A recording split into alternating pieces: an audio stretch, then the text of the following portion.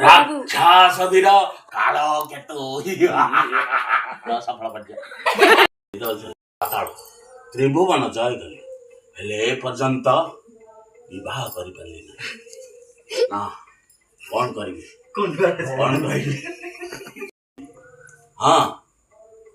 ଚିନ୍ତା କରିଛି ଏ ହେଉଛି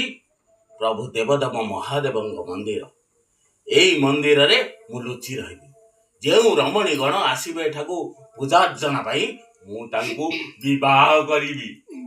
ହଁ ହେଲେ ଯଦି ଭଲରେ ଭଲରେ ବିବାହ ପାଇଁ ରାଜି ନ ହୁଅନ୍ତି ଜୋର ଜବରଦସ୍ତ ତାଙ୍କୁ ବିବାହ କରିବି ଏଇ ତ ଋଣୁ ଝୁଣୁ ଶବ୍ଦ ପାଉଁଜିର ଋଣୁ ଝୁଣୁ ଶବ୍ଦ ପାଉଁଜି ହଁ ବହୁତ ମନ ହୁଏ ରମଣୀ ଗଣ ମାନେ ଆସୁଛନ୍ତି ଯାଇ ଏଇଠାରେ ଲୁଚି ରହେ